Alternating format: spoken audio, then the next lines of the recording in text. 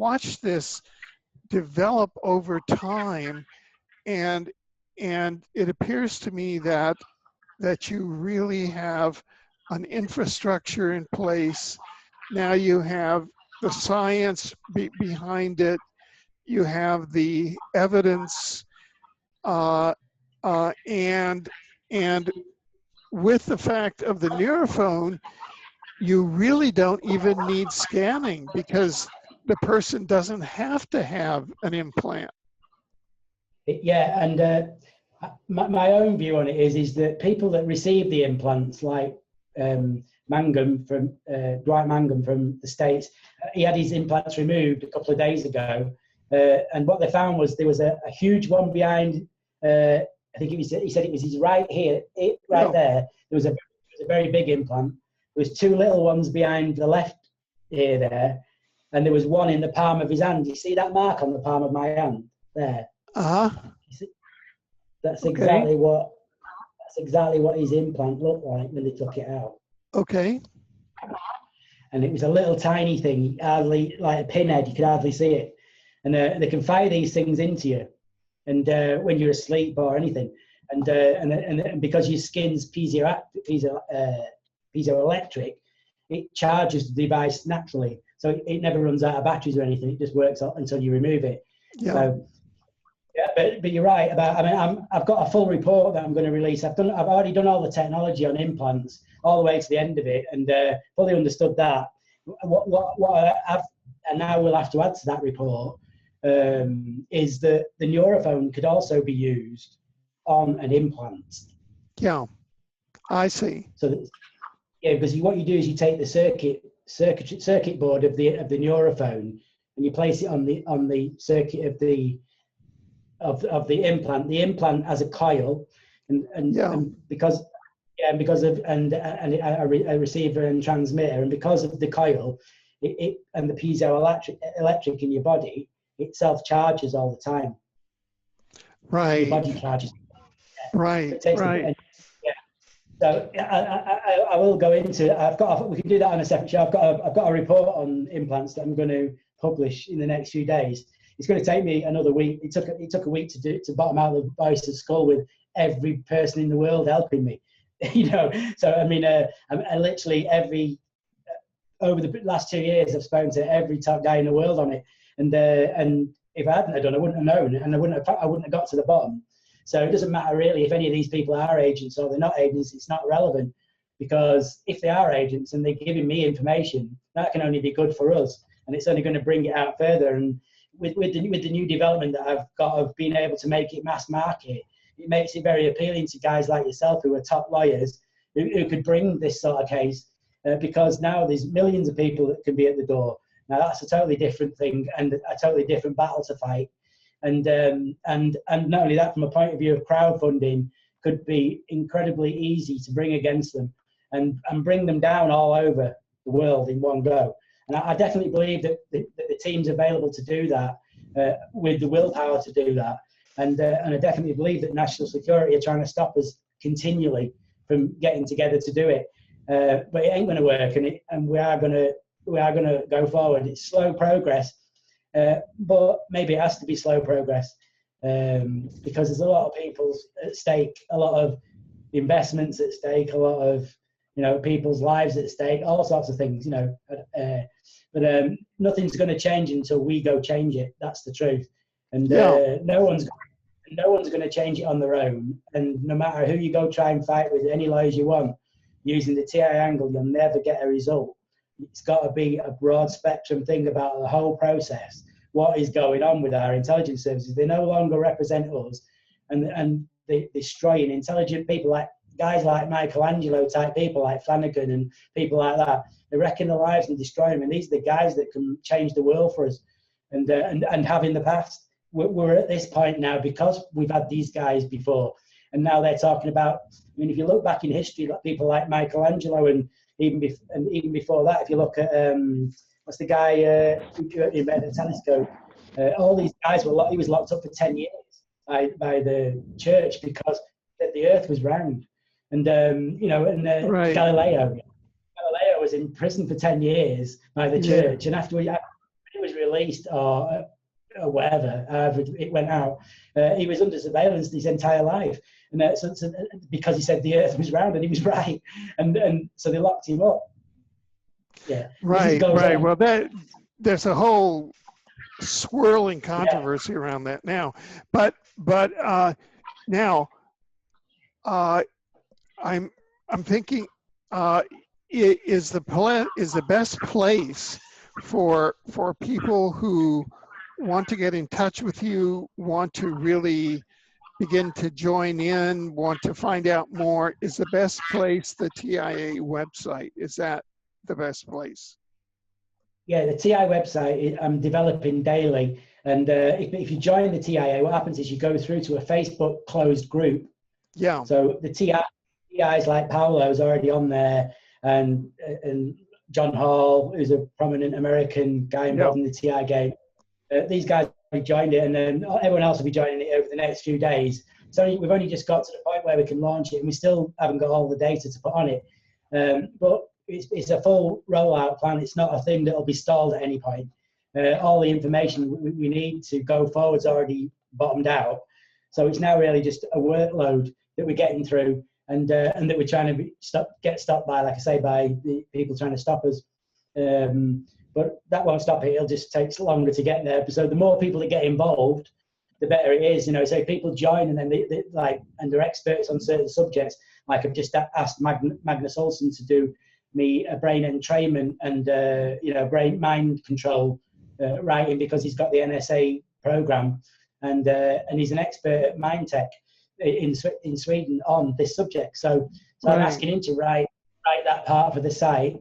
I already have asked him, and he's thumbs up me on it, and he'll put something together on that. So each part, I'm getting experts to do each part, and then I'm going through it with my analytical brain to bottom it out as well, to bottom out the technology, make sure we have all the answers.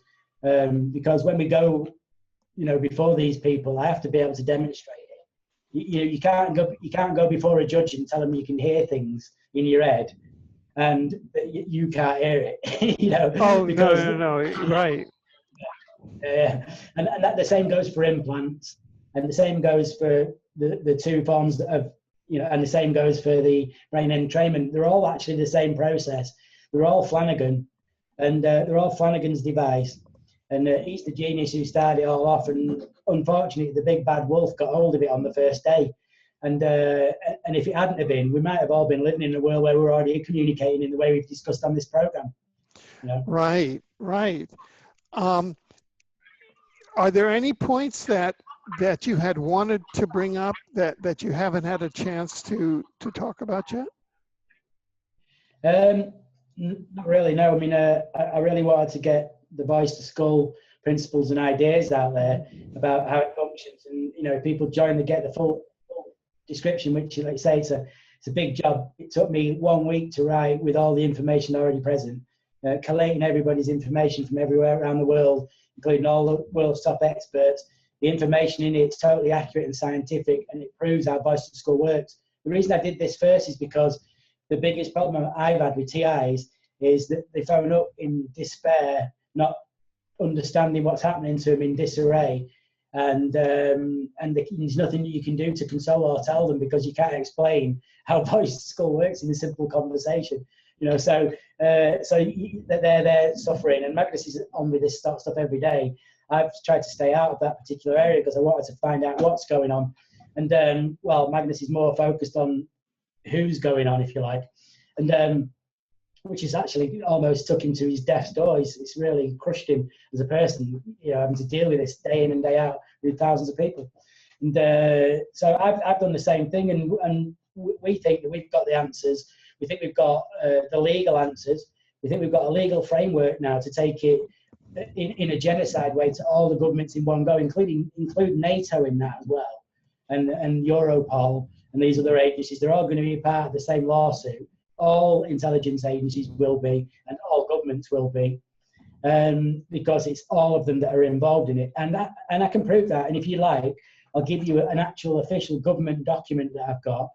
It's a UK government document, which is a rare document to find. There's lots of American ones from the American military and stuff, because it seems to be a bit more lackadaisical there's a lot of, not up to date, but there's a lot of papers out there from the American military, DARPA and stuff. I've had a lot of them. I've got a lot of them in mine psyops, from the CIA. I've got their psyops program in a PDF file as an agent.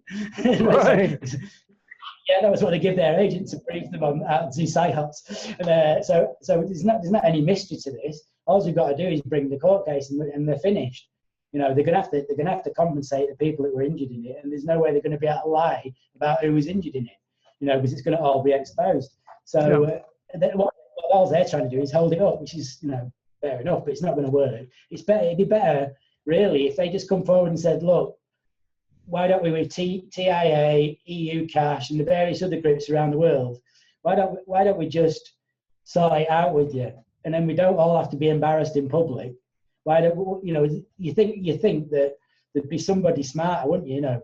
With all this technology and having a hive mind of all the brains in the world to call on, you think they'd actually be able to figure out that what you should do is settle it before it becomes the biggest issue on earth, right? Because it will. Well, remember that there may be a reptilian brain behind part of their decision-making process, and they have territorial brains. We have more advanced ethical spiritual brains. So and I think that's another subject, and I am interested in the subject, and I'm waiting to talk to David Icke about that subject what you're talking about, and I'm open to get that conversation, because I know an awful lot about what he wants to know already, and what you want to know as well about the science behind it. And I believe I already know how it's being done, and how it's done in definitely a government program. I mean, I've actually seen admissions by government agents online of people that who've stated, who have national security clearance, that they've been traveling to other planets that are light years away for periods of time, and it happens instantaneously. Well, I already know that can be done. I already know that there's only one way to do that scientifically, because I know about quantum mechanics and the systems behind it, and I know about relativity, and I know about I've read all Hawking stuff and all everything that Einstein ever wrote, and loads of other guys, quantum theory and all sorts of stuff, and I can do most of it myself. Although I have dyslexia, so I struggle with some of the maths, but I can do it all, and I can do most of it in my head in free thinking. And I actually know that it is, if it was possible to do, right, the way it would happen is that an electromagnetic sphere that would appear, it would definitely be traceable, and it would be invisible, because it would be outside our visual dimension, because it's hiding light. The actual sphere is the barrier from our dimension, so light doesn't travel across it. So while you're in the sphere, you're not there, and as the sphere is turned off, the electric field, the electromagnetic field's turned off, whatever's coming, a UFO or a person, just boom, right there instantly.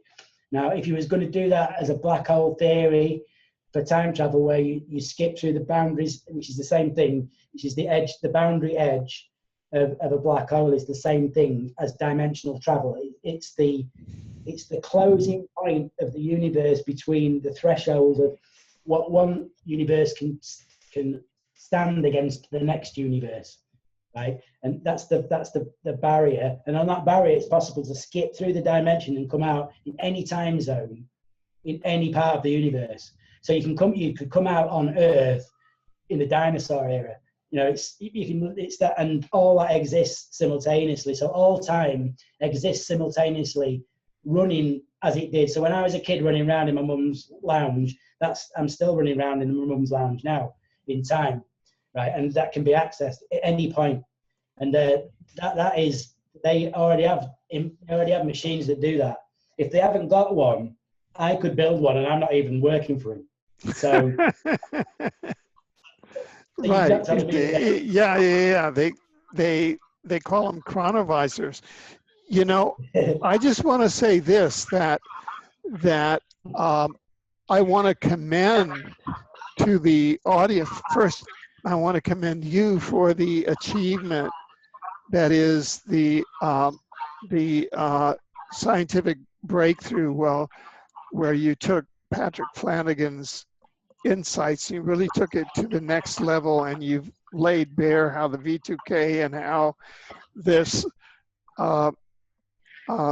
you know, this global kleptocracy of the intelligence agencies, the Masons really are using or misapplying this technology to hook us up to a, as you say, a hive mind, and to steal intellectual properties, and to you know, manipulate society.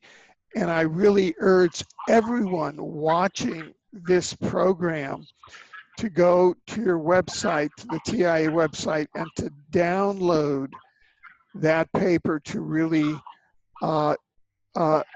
you know, look at to sign up for your program to support you, and to download that program and to begin to learn about this, because it's so important. And Yeah, people got to learn. I really support that. Yeah, thanks very much, Alfred. And it's incredibly important that people understand what it is, all the TIs, because once you understand it, it becomes 50% less than it was before.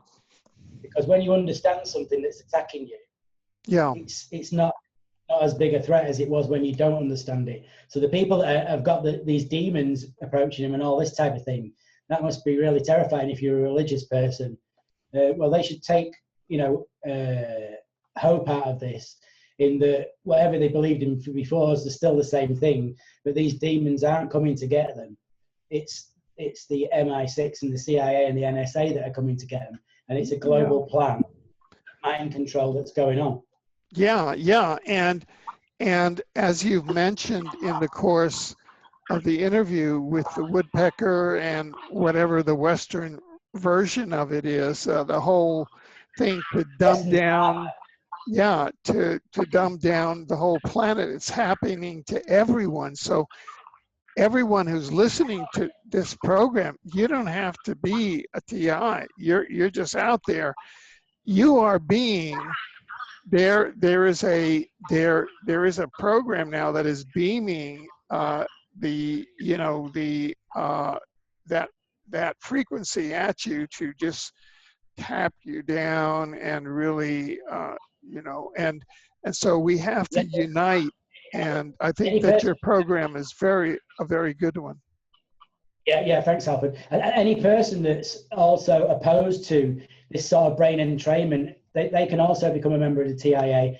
You don't have to be hearing voices of gods and stuff. You can also be a person that doesn't want brain entrainment going on to you, which is any citizen. And DARPA are using brain entrainment. And just one little thing you said, if there's anything I wanted to add, something that I do want to add is that we didn't exactly cover the Schumann resonance totally. And one of the things that I wanted to state is that the Russians were doing it at 12 hertz. Yeah. Right? DARPA, what DARPA are doing is they're doing it on 4 different levels, right? And these levels are called class structures. So you've got the bottom level of resonance, which is the dumbed down masses, 95%. Yeah. You've then got, and they're entrained using the Schumann resonance number 1, and which is running a neurophone brain entrainment system. Second resonance is a different type of Schumann wave, and that resonates above that around, I think it's 14 hertz. Now what that does is it entrains a person's brain to become bigger and more receptive. And so what they're doing is they're entraining different levels and different classes of society using the Schumann wave, and using entrainment using the Schumann wave on a global scale. And it can only be done on a global scale. It's the whole world all at the same time. DARPA are doing it, the Russians are doing it, and probably some other governments are doing it as well. And these are worldwide experiments. So. Oh, so this is their version of the stratification, as above, so below. There's stratification, and they're trying to do it as a technocracy. So they're trying to play holographic God. Is that what they call the transhumanist agenda? It's very like that. I mean, what they do is they're putting themselves in a position that the priests of the moon were in Egypt thousands of years ago, and that is that they control all the information, and nobody else is even clever enough to understand it. Yeah, total spectrum dominance. Total spectrum, TSD, total spectrum dominance. Gee, that, you know, total spectrum dominance, but then there's a circle outside of that that is like, what? You're crazy. Over there, we did it differently. and add to all this craziness and technology, add to all that,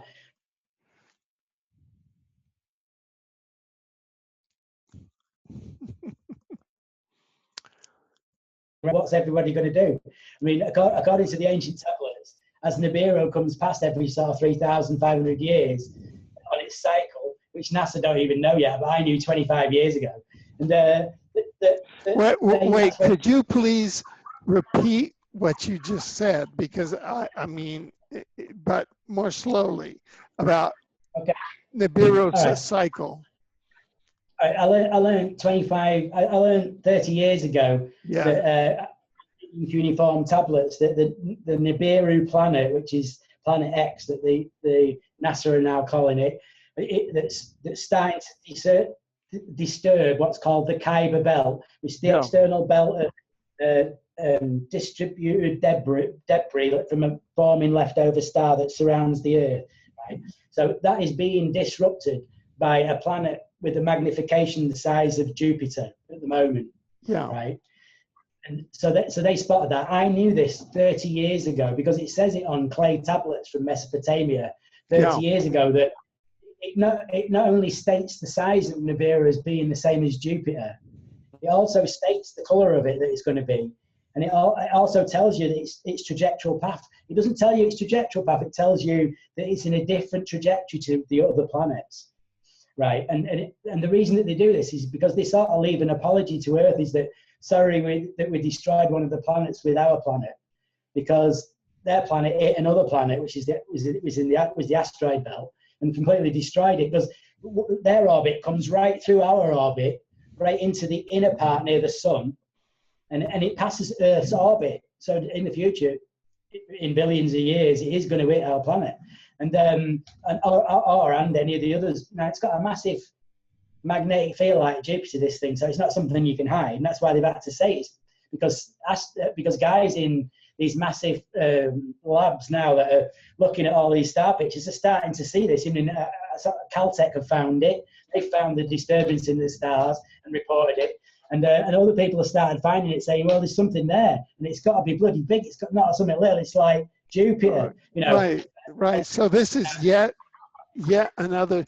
Now, do you know what the regularity of its orbit is? Because I've heard different figures, and when it's next expected. Right. I heard, and I read that it was 3,700 years, something like that. 3,800 years. Now, but I've done a bit of research myself on astrophysics side of it, and I think it's more like 5,000 years. And the reason that I think that is because the last time it came here, from my research, gives the last time that they left, and that's around 5,200 years. Now, it's still going to take a long time to get for that to get to us. Yeah. NASA have actually already plotted a trajectory. And surprisingly enough, the trajectory is completely opposite to every other planet. So if the sun's there, Alfred, right, every planet's trajectory goes off in a way like that. And the only one that doesn't is Nibiru, and it goes off in the opposite, like in a V in the opposite direction. It's really odd in planetary systems. It's a very odd occurrence. Now, this planet, according to the Anunnaki, they had a base in Phobos, and every time that their planet came into near Mars's orbit, which it used to come very close to, and like I say, it hit the next planet to it. And they used to visit there, and that's where they had a space station there and a space station around Earth. The moon was the space station for us, and Phobos was the space station for, and they did that for a reason, something to do, because they needed to be in almost zero gravity for arriving and departing this, and then they'd go down on shuttles to the Earth. Well, they'd just appear, down on the Earth. And so, I mean, I've read a lot of stuff about this. I could go on for days about it, but the point is that the Anunnaki say that in their thing that they had to leave Mars because in the time period that you stated earlier, I think that's pretty accurate. Mars's core froze, right? And when it was originally volcanic and had a magnosphere like Earth, and when the core froze, Mars lost all its atmosphere and was no longer sustainable for life. And the Anunnaki, that's when they moved to Earth. Right? The people that were on that happened in a cycle when Nibiru wasn't near, right? So, but this also points to the Anunnaki's technology that they didn't have interdimensional travel. They literally state it. They literally state it in the tablets that they could only visit the Earth when the planet was within range. Right. And that's why, and they've been visiting the Earth for 500,000 years. 200,000 years ago, they sent the first probe. 100,000 years ago, the genetically altered mankind, adding the gene part, which is the bit about Eden, which is still there now, same place. It was in that exact location where it occurred. And then the new human race then populated out from there. And in the demise of when they changed that, if you study anthropology, I've studied anthropology, all of it, and I know that in the spread of the humankind from Eden, right, that we wiped out the Neanderthals in a symmetric pattern around the world like that until there wasn't a single other species left on Earth, only us. That is literally the case. And so all the others, there was originally 4 other species on Earth, and of Homo sapien type creatures, and all those were wiped out by the new genetically modified intelligent version. Well, we sure made a mess of it because we're about to, we're doing ecocide on this planet. I mean, the amount of radiation, et cetera, Now, this is a deliberate ecocidal, genocidal depopulation that's being done by a psychopathic controllers that have gotten control of, radiation, have gotten control of the food supply of the governments, et cetera, and that are using these transhumanist tools to. Let me tell you one other thing, Alfred, that might sort of help your understanding of this part. Is that according to the original first document, it states that the Anunnaki would rule on Earth for all time because they engineered us to be subservient to them, right? Could you say they engineered us to be subservient to them? Yeah, because originally we were engineered to work for them. Right. So what happened is that as we've become sort of got to the point of enlightenment, if you like, that's now becoming a possibility that they're just going to appear, and the whole alien thing is going to be out in the open. I mean, the flyby of the moon sort of says that as well. That's going to take place by SpaceX. They won't. I haven't heard who's going up there, but it'd have to be someone with national security clearance. They wouldn't let them go because according to a guy I know who's a NASA photo analyst, he says that he left NASA and became a whistleblower because they seized over 500,000 pictures that he wanted to release of chemtrails on the moon, on the surface of the moon, and machines on the surface of the moon that were mining the surface of the moon. And these pictures of they're on there now, and he showed me all the locations of them, and you can go to them, and those pictures are different to all the others, and they've been dumbed down, so you can't see what was there originally. And because they wouldn't release the true pictures, he left NASA and blew the whistle on them. But he says that they're on the moon. The Anunnaki own the moon, live on the moon. I've got a base there for mining purposes, and that's what the guy from NASA says. I don't know if any of it's true. I don't know if the Anunnaki's true. I'm just telling you the research says it is true. Well, the research says it's not possible to know what they knew when they wrote it, which was the earliest document 7,000 years ago. Right. Right. And that document was handed down. You know, when through linguistics you can tell if a document's been recounted and changed over time. Yeah, because they've got them going from 5,000 BC up to 2,000 BC. The same document in Numerellis, 7 Tablets of Creation, and they can see the changes in the version as it evolves. Yeah. Now, because of the way that it was originally written, it wasn't written.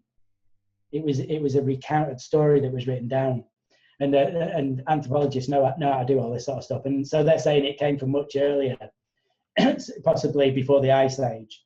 Right. That this document was left on Earth, and then it was rediscovered after the Ice Ages with the onset of the Eden civilization, and some people even believe that the Ice Age was the Anunnaki to change the Earth's atmosphere to one that would sustain what they needed and what we needed.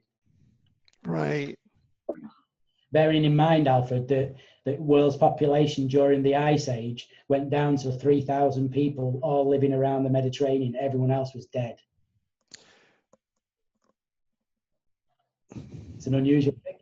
It's an unknown figure. So at that point, you've got a control group. Yeah. You see what I mean? So, yeah, so it's pretty sinister, this whole thing. And according to what the tablets say, the Anunnaki would rule for all time on Earth, right?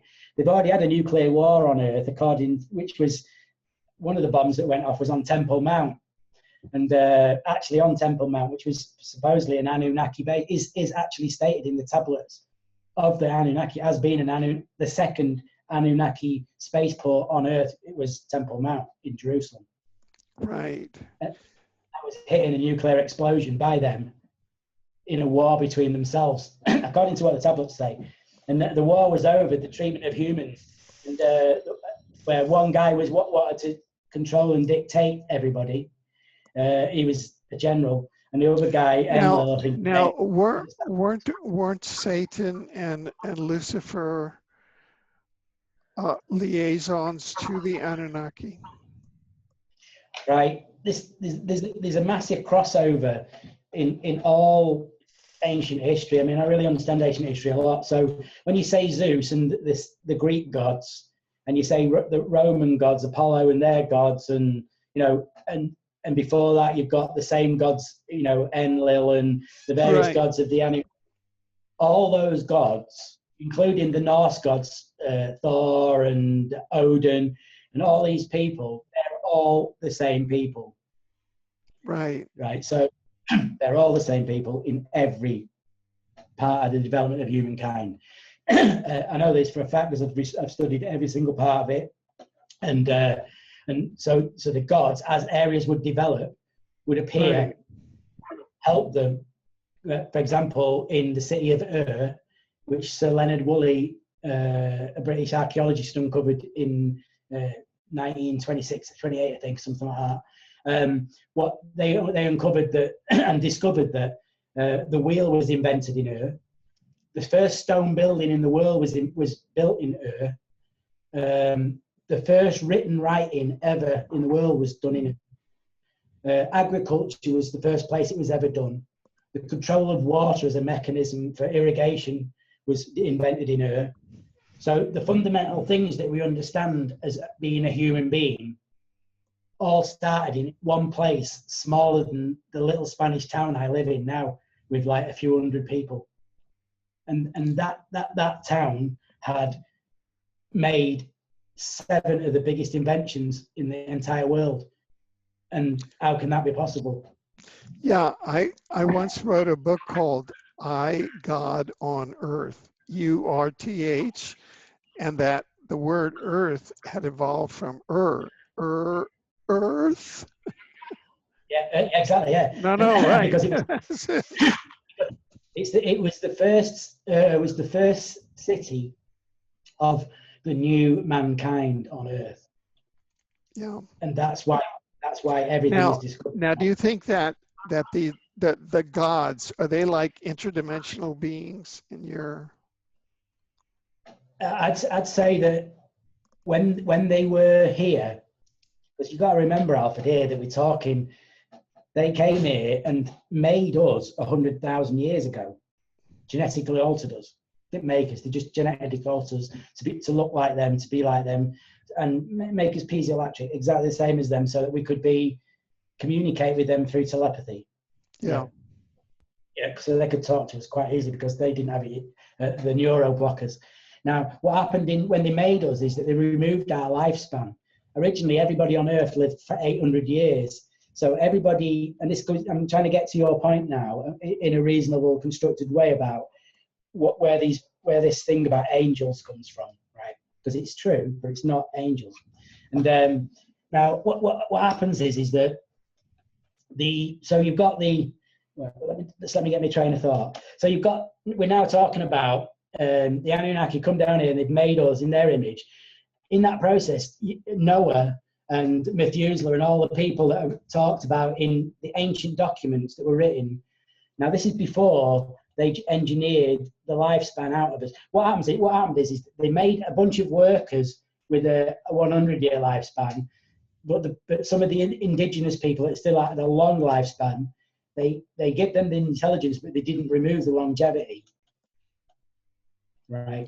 So for a while, you had long-living 1,000-year people living alongside normal humans, and this was in the era of Noah and all that, and that was just north. If you think about it geographically, that was just north of Eden, right? Where when the Mediterranean broke through and created I think it's the Black Sea there, is it? And that was at the bottom of the Black Sea, there are stone buildings that still haven't been archaeologically done, right? And so when that broke through there, thousands of years before any stone building on Earth is known, right? Now these stone buildings are built on the bottom of the sea. Now that is just north of Eden, over the mountains, and you come to where the sea is, right? Now originally that was a settlement that was wiped out by the Great Flood. Mm-hmm. And that was the flood of Noah, right? Who was working with the Anunnaki, right? Or as some people call it, the gods, or God, or the angels that came down to Earth with the Anunnaki. Yeah, no question about that. And they literally could appear in front of anybody as a glowing light, literally, because that's exactly how it would work. So. And it would work like that as well in holographic projection. Now, if we use the neurophone and I appeared in your mind, that's what it'd be like. It'd be like a ghostly figure appearing in your mind, But you could see me, but I wouldn't be there. So you can imagine this power these guys have. but when we're talking about age, timelines, so when I was talking that the last time they were here was 7,000 years ago-ish, 5,000. They left around 5,000 years ago was the last time that there's any sort of documents that was relating to the Anunnaki. And so because of that, and because of leaving at that point, we're talking about now that we've got a timeline. They didn't have dimensional travel at that point. But that was 7,000 years ago. Right. So what I'm saying is that if they didn't have it then, with the knowledge of what they were doing to us at that time, we can now do to others the same. We can now genetically alter people. We now understand that. We can now go to space. We can do a lot of the things that they could do. We're now them, right? So we're the new Anunnaki now, right? But and we can still communicate with them piezoelectrically. If they came down and engineered us, which I think is improbable that they didn't. In fact, you'd have to be a lunatic to read all the science on it and not come to the conclusion that there is no God and that they made us. That's the only conclusion that I could come to. And I'm very diligent in looking at stuff. I look for a long time. I don't take people's views or opinions on it. I figure it out myself and get to the bottom of it myself. Yeah. And I got to the bottom of it 30 years ago, before the famous using Sitchin's decoded things. He was working for the government when I first got his stuff, I was still a radical then. I was still looking at government stuff, and I didn't Sure. believe what they were saying. I didn't believe what they were saying about history. And, you know, when I did my research on Egyptology, I was in contact with the guy at the British Museum who's head of Egyptology. We were emailing back and forth all the time, and I had more kings on my kings list than the British Museum had. My research was more thorough than theirs. And I gave him my document. I don't know if they've ever updated what they've got.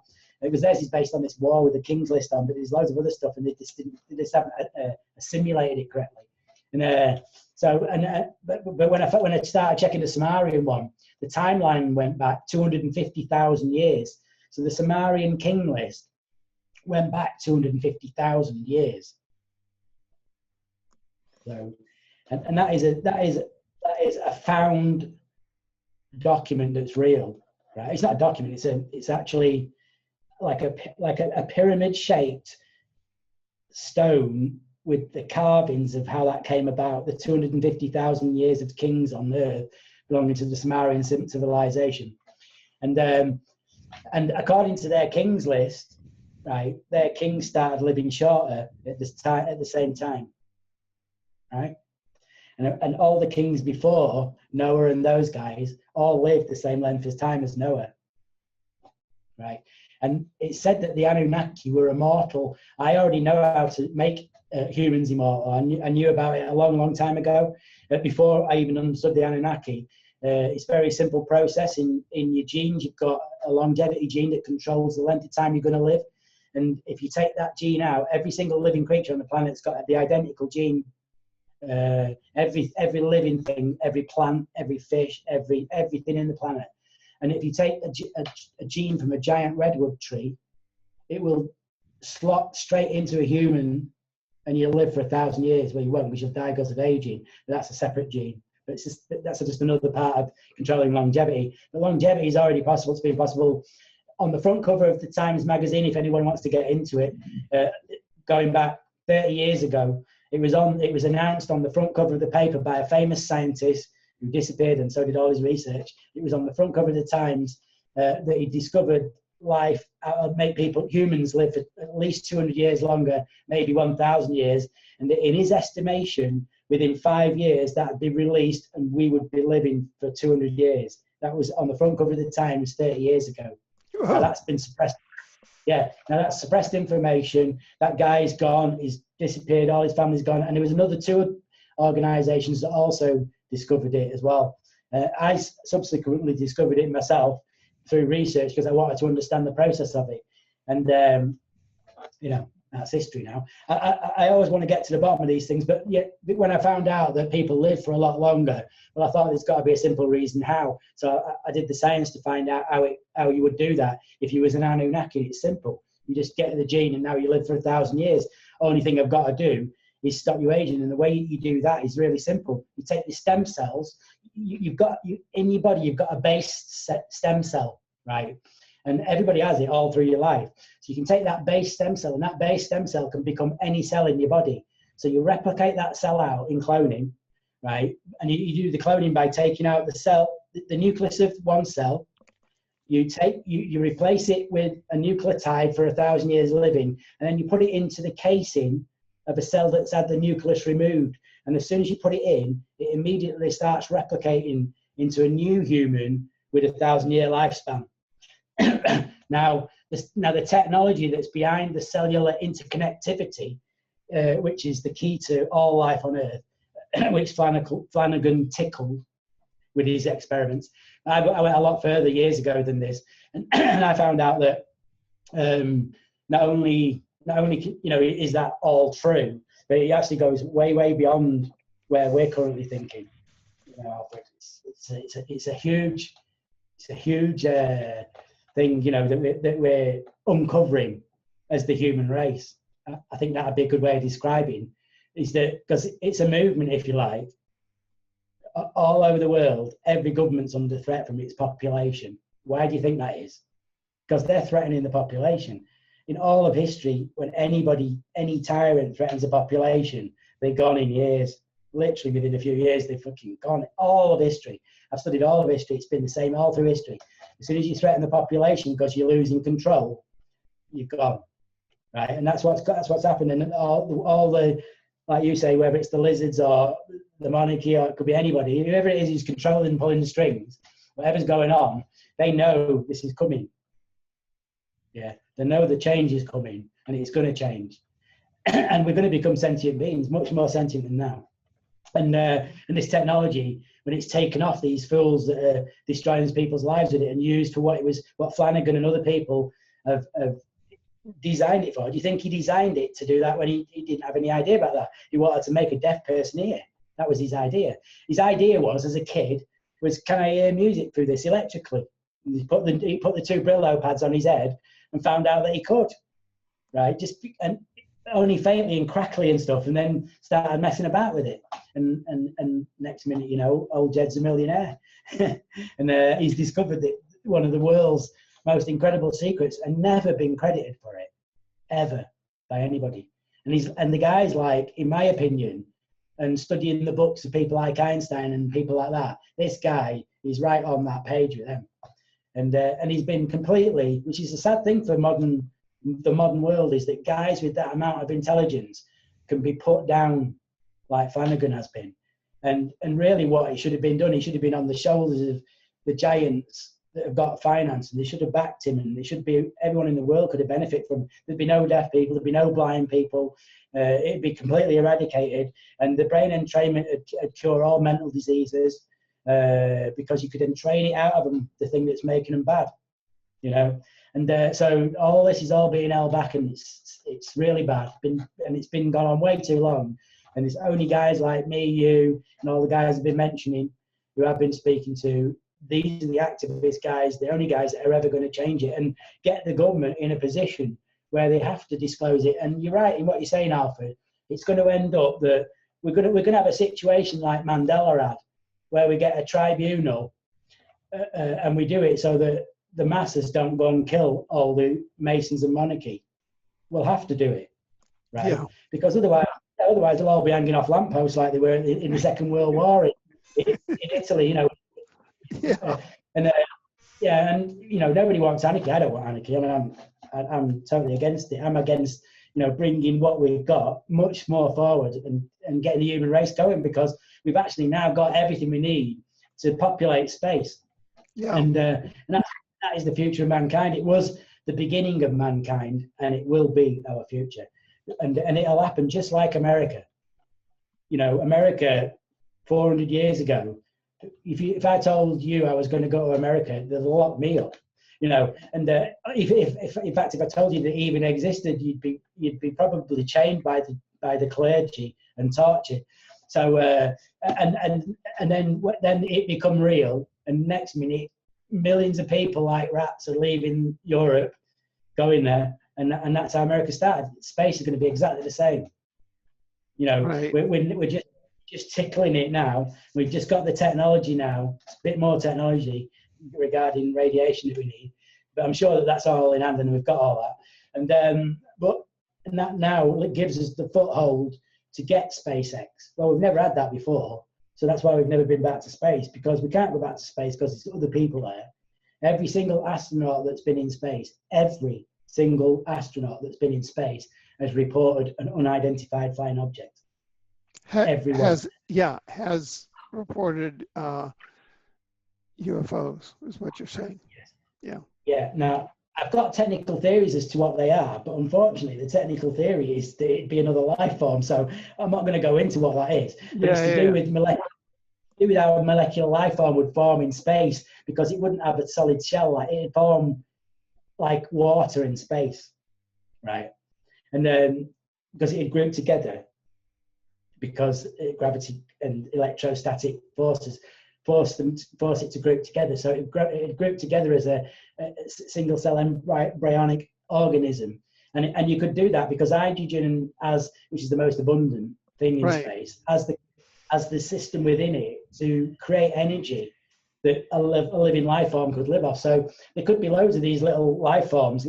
Space could be literally a sea of life. And that is definitely a possibility. It's a very strong possibility. How else can you explain that every single astronaut sees life forms out in space? And I've looked at all the pictures, and they look liquids moving in space. They don't look like solid objects. They look like plasma, or, you know, it's really weird what they've seen. And I've seen every single bit of footage that anyone said regarding that. And I think that every astronaut already knows, and I think that certainly Apollo 18 took place, which was a black ops mission run by the military.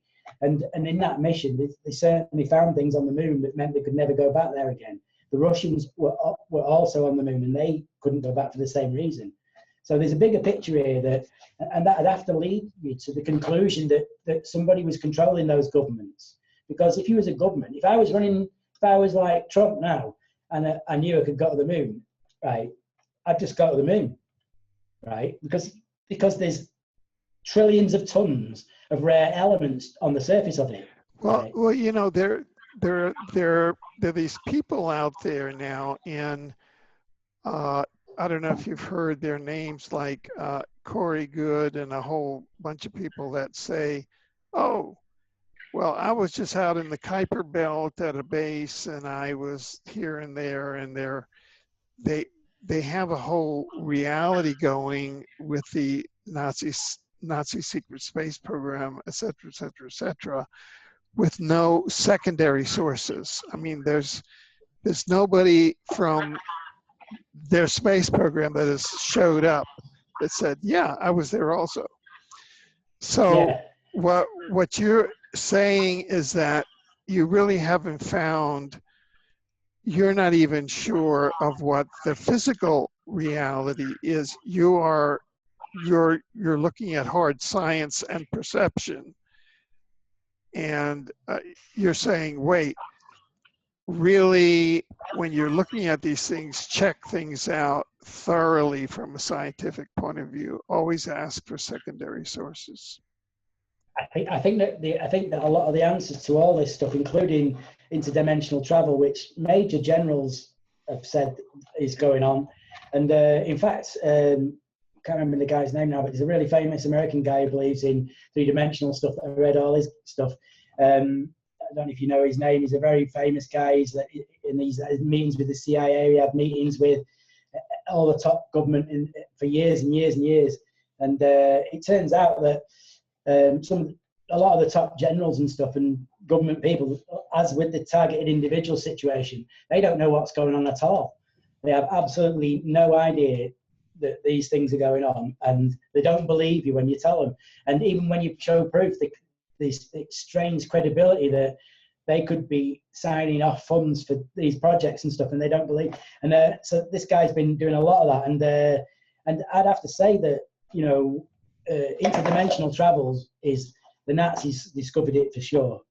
I mean, yeah. The Bell machine that the Nazis found in von Braun's Black Ops lab is an opposing electric field in a dimensional travel vehicle involving opposite rotating fields that create enough energy to create a sphere around the device that allows it to slip through time.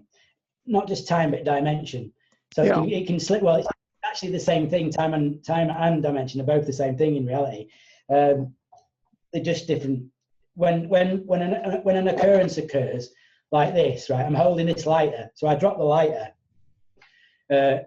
In one dimension, I drop the lighter, but in 50 other dimensions, I decide to throw it over there, or yeah. I decide I'm going to. So it's a continual electrical operation. The rollout, we only perceive it as we live through it, and this thing is an electrical fold out of the universe unwrapping. Yeah, literally. And our brains are like machines that can plug in to that knowledge. And what they did to us was they stopped us from having that knowledge by stopping any knowledge of telepathy. Right. Right. Humans are designed to be telepathic, and if we I mean, one of the things I was puzzling and wondering about to do with Flanagan and Voice to Skull was that if I'm piezoelectric and you're piezoelectric, and that we both operate on standing scalar waves, if I touch my forehead on yours, shouldn't I be able to speak to you? Right.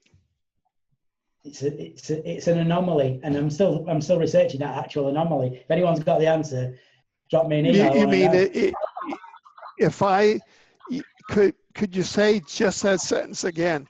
If I touch my forehead against yours, and what was the other phrase? Because we're both piezoelectric. When we touch, when you think, your scalar waves travel out. You're a sentient being, right? You radiate thought. Your thought doesn't just exist in a little box that sends it to your tongue when you speak. It's a three-dimensional thing. It radiates. When you think a word you're going to say, it radiates out to your piezoelectric skin, right? And so if I touch my skin to your skin, I should hear your scalar waves because they're radiating to your skin. Right. But I don't. But actually, having this conversation has been helpful because now I understand, I think, why. And it's to do with the neurophone again. What happens is the neurophone, as a self-tuning thing, humans' electropiezic field changes every few seconds up and down, right? So if you're suddenly in a bad mood, your field's completely different and it's on a different hertz range, and it's moving like this all the time. And he realized this when he built the neurophone. So he built it so that it would be in sync. So in fact, it was the first thing that he added to the neurophone, was to bring the piezoelectric contact of the variations of the skin in contact with the transducers, so that they would also up and down at the same point. So what's happening, and why I can't talk to you telepathically, is that we're never in the same frequency, because we're both moving up and down. And if we were, as in meditation, right, we could then speak to each other telepathically, because then your mind becomes entrained. If it's entrained in the same pattern as mine, we can then telepathically communicate. So entrainment allows telepathy within humans. Brilliant. Very interesting. Very interesting. Yeah, it's an interesting area, you know. But pretty soon, in my opinion, everyone's going to be telepathic, and to start with, it'll be electronic, but within a short, because we already know that the neurophone creates these frequency lines and bioengineering inside your brain. Once it starts to hear the entrained noise coming in, it builds the system to communicate with it straight away. And because we know that that's the case, that having an electric version on us within a period of a few years will make everybody telepathic. Now what you mean is that there'll be a technologically available system, or that we're going to develop telepathy? Is that what you're saying? The technological system that is about to come online. I see. Voice to Skull is about to be commercialized. I see. And that's why our court case will win, because it's now become a global business, right? Voice to Skull is a global telecoms business, and it's worth trillions. Very interesting. So, yeah, sure. I mean, that is going to knock the iPhone out of business. No, I'm just saying, no, not really, but no, it's going to change. Let me explain this. Let me just finish that one point off. Now, because we then get a new type of phone that works via this telepathy, right? With the technology. So it's like, I guess you call it the first cyborg thing that we're adding to ourselves. Yeah. Along with memory, because memory's already been done as well. So we can put a memory part to us. Because the neurophone talks to a computer and back, it means that your brain within 5 years will be able to access the internet directly. So when you want to know something, you can recall every bit of information in the world. Right. Yeah, but let me also add this, that at the same time, Earth is migrating up to a higher density, and what a density is a higher frequency domain inside the holographic reality that we call a universe. A universe is actually a machine for developing souls, you know, and allowing them to become more conscious. I actually think that's incorrect, but it's very, very close to what I think is the real answer, right? Okay, and it's to do go with ahead. how time's constructed, right? So in the center of each planet, the Nazis believe that there's this ball of vril, right? Vril's like energy light, but it's energy that humans run on called chi, right? And so this stuff can be, it is inter-functional with humans, right? Because we're electropesic, and that's how this works. It's an electromagnetic product. Now, Okay. the Anunnaki supposedly can mold mountains with it and change, you know, all sorts of things with it. It literally emanates out of the palm of her hand, and they can just like melt rock with it or anything. And and this is focused energy, right? And now, when we're talking about now developing the brain, now let's just quickly revisit that entrainment thing. So by getting an electronic device on us, and over a period of 5 years of being entrained, and your brain learning how to receive scalar wave signals separate from your hearing, within 5 years, because that'd be the maximum period of time for everybody's brain, and this might be what the NSA are doing now, right, and training everybody's brain through this 5-year period. It could be going on right now.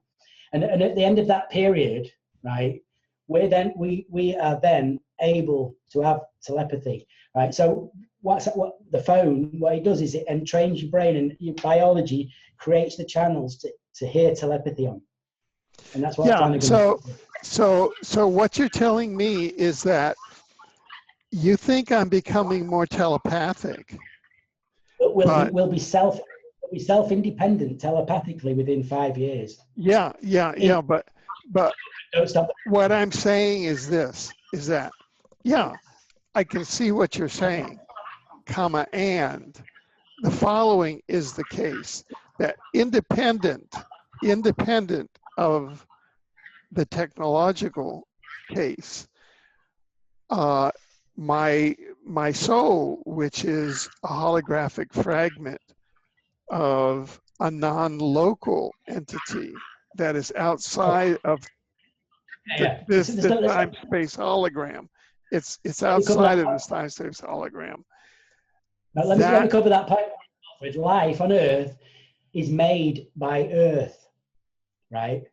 It's literally a pattern of the universe, right? So when you get an electromagnetic field form, it alters the state of the particles, right? And over a period of time, they go through all the variations until click. That's one part. Click the next part, and then over a period of time, because that's why planets that have this, they have to have a magnosphere, because it creates the chemistry back and two that you need to go through the process over and over again to create a life form. Now, that life form is literally powered by the center of the Earth's magnosphere, right? So all living things on Earth are in the time zone of only Earth. There is no time zone outside Earth, because the time only exists where matter exists. Until matter exists, there is no time, right? So when matter appears and becomes a planet, that then creates a time zone. The planet itself creates its own life, because the magnosphere creates life itself and emanates life all the time. And it takes life away and gives life as the chemistry changes over the planet, which is evolutionary theory. And that is literally the hand of the Earth changing the pattern of life forms on the Earth. It's literally the fingerprints of it. Yes, and that entity that you describe is also a vehicle for a non-local entity. A non-local entity to incarnate inside that and manifest as a Gary, as an Alfred. Imagine if you could go anywhere in the universe and do and experience anything that you've ever seen, right? So you could go back and you could become Michelangelo. Now, if I was an Anunnaki and I could interdimensionally travel into people's brains, you would already know, because your brain's already connected to what's called the river of knowledge, which is all sentient beings in the universe are all interconnected to one knowledge base, right? And as you get more knowledgeable, that becomes more open to you. And this is also to do with entrainment. I learned self-hypnosis in order to access the river of knowledge. And when I did it, I found I could find out any information I wanted to. It wasn't told to me. It just emerged as a sentient idea, if you like. It formulated when you thought about it long enough. It comes to you. The Russians have been doing that since the 1970s, and it's called artificial reincarnation. And that is that you access the being of Michelangelo or whoever, and you become that person. However, you're not the soul of. Yeah, no, of course not. Yeah. Of course not. No. And if you want to go to the end of it, the way it sort of pans out is that everybody is interconnected. So if the Anunnaki wanted to talk to us, they don't have to come here to talk to us, and they can just guide us without being here. So they can be the rulers of the earth for all time, as it says in the tablets, but they don't have to be here, because they can manipulate anyone to do anything they want anyway, because they engineered us to be like that. So, and as far as dimensional, we can go anywhere in any time. And not only that, I'm sure this information must be already suppressed, because it's not actually complicated information. Add this to it, right? Imagine, right, we've found a black hole, or we create a black hole. Say we go out into deep space outside the Kuiper belt, and we create a black hole, small one, marble sized. But the standoff pattern would be like this, right? And on that standoff pattern, we can skirt data through that pattern, right? Through the leading edge, which is the event horizon of the black hole. We can send data along the event horizon to any point in time. So we can already communicate and send data to any point in time or space. That's a science fact, right? So if you then take that and up it, multi-channels, right? So you can send groups of people anywhere. You can send, once you've got a multi-channel system doing the same thing, you can appear anywhere you want, and you wouldn't be in the place you were before. Instant. It's not teleportation. It's you exit dimension and you re-enter at the dimensional point that you're going. The frequency of the thing that you've created, the electromagnosphere around the dimensional travel, is literally tuned to the time frame that you're going to arrive in, and the dimensional frame that you're going to arrive in, because every single one has got a different frequency. And it has to be like that, because when you land in a certain place, like when I was doing this drop the lighter and I didn't drop the lighter in the other place, all those variants all happen, right? And so when you go back, when you land in that time zone, you change that time zone, immediately splits off into a new one. So anything that you change in that time zone never affects any of the time zone that anybody else understands. So that's exactly how it works. So because that's how time works. It's like a tree. It starts off with a timeline, then something happens and it creates a split. Then something happens with those, and then there's 2 splits, 4 splits going along. And then all of a sudden there's like multi-dimensional splits of thousands and thousands, and as the universe is expanding, now we've got trillions and trillions of dimensional possibilities, and each one of those is being enacted and lived all through time simultaneously. So if you want to go back to the 1950s or back to the 1930s and something, and pop up in Adolf Hitler's prison cell when he's writing Mein Kampf and say, listen, mate, you might not want to do that. You might want to just change that because it's the wrong approach. Right. If you yeah, here's some nice watercolors. You were just admitted to art school. Guess what? You were just admitted to art school, It changed the whole exactly. world. Yeah, it changes. Well, you could just do anything to change perspective, you know. So if that happened, it was a reason for it happening, and because nothing happens without a reason. Yeah. And yeah, the human race is controlled by the earth. We don't control the earth, and Yeah. I definitely believe. So Definitely believe. so that's the best argument to get everybody out of struggle and into creativity. Everybody on the planet out of struggle and into creativity. Yeah, and the technology for all the things that you guys, the interdimensionalists, are talking about, it's all true. Right? Anyone Yeah. who says it isn't, get them to come to my house and I'll go over the science with them because it is true. Right? Whether we're doing it and whether the military's doing it, that's an entirely different game. And that's your game. I've not got to the bottom of that game because I've not been there like I want to. Like I said to you, I want to get into it. And but the thing is that I understand that it is possible. And understanding from the outset that it's possible means that I don't have any credulity to what people are saying about it to me, because I can see how you can do it. And not only that, the entire human mind and system is designed to do it. We're designed to communicate like that. And because we are, it makes sense that really that is what's got to be going on. And the entrainment on a global level, that's going on by DARPA daily. And they're in training countries at a time. Countries have complained to America, saying, you know, we know you're in training our population, you know, but what this is doing is it's shaking the Schumann resonance. Now, when you alter the Schumann resonance, right, this is an important point for you guys. When you alter the Schumann resonance, every single sentient being in the universe knows it's been touched, right? Because it sends out instantaneous, simultaneous signals that sentient beings can pick up in the universe. Every single planet and star system in the universe has got a different Schumann resonance, right? So when somebody's saying something, and this is how you can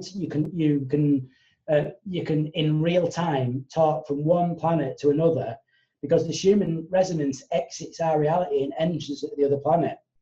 The Schumann resonance is in real time across vast space, right? So when you see Stargate, and they use those stones to consciously travel across, that's definitely true. And you would use a crystal to do that. As Flanagan's already discovered himself, he was using crystals himself, and that would be the way that interdimensional travel works. It couldn't work any other way scientifically. And the fact that I know that and that it's possible means that it must be going on, because there's no way in a million years did the NSA get all that stuff from the military black ops of the Nazis and not develop it. We know they developed UFOs because we've seen them everywhere, right? And everybody's seen them. I've seen one. And when I saw it, it was outside RAF top secret military base in Anglesey, where they used to have submarines based in black ops were run out of there. And I saw it above there. I tried to report it to the police, and the guy said, "I believe you, but there's no way I'm going to report it." That's what he told me, the copper that I went to report it, and because it was unusual then, you know. I mean, this was, I'm talking when 30 years ago when I was a kid, you know, really. And this guy found me on a country lane, and I told him I seen a UFO, and he believed me, and the copper gave me a lift and my friend to this caravan site we went to, but he wouldn't report it under any. So he says, "You make me a laughing stock. I'm not even going to tell anyone in the station you told me it." But I do believe that you saw it. That's because I've seen stuff myself, he said. So they were already experimenting with UFOs and stuff in the UK then. My father-in-law told me all about it years and years ago, 30 years ago, about the stuff he'd seen, and that it was definitely involved in the military in the UK because they'd already been to him, and that if you've got a UFO that works on opposing electromagnetic fields, it's the same device that you use for interdimensional travel, right? It's exactly the same device, because the opposing fields create anti-gravity. Well, they don't create anti-gravity. What they do is they create zero gravity, right, around the event, the electromagnetic event. It creates zero gravity in the electromagnetic event. When it does that, you know, that's the point. That's the point when of the changeover. Yeah. It's incredible stuff. But what you guys are into, it's for sure real. It's for sure the military know about it because the Nazis knew about it. Yeah, they may not have bottomed it out fully, but the Bell machine, I have bottomed out fully. I've even had communications with the guy. There was a model built of it, the only model in existence of the opposing field thing, and it's only a little thing about this big. And there's one guy got it handed down to him by his father. He's got it in Germany, and he shows it to people, but he doesn't know what it does or how it works. Yeah. I've had communications with him. There's a whole school of thought that says that the Nazi base is in Antarctica, and it's actually of interdimensional machines, and they're also on the moon, and they're also on Mars, so they must be somehow interconnected with the Anunnaki, as you call them, by your thinking.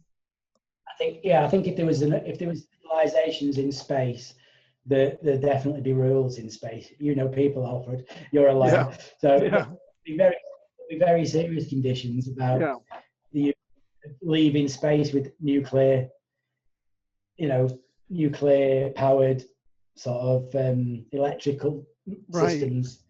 Right. Because you understand the technology, you're aware what happens, and when anything happens in space, everybody in space knows it.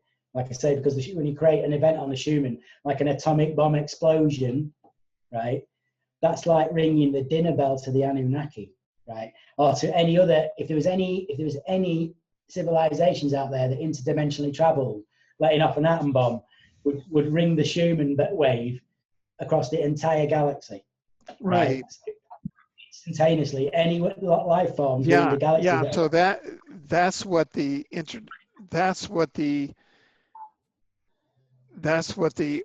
people who say that they're in contact with extraterrestrials, and that's what the governments say, is that we're the object of extraterrestrial interest, because after the Second World War, the atomic wars then is of concern, because nuclear warfare can and does affect interdimensional civilizations that live in adjacent dimensions.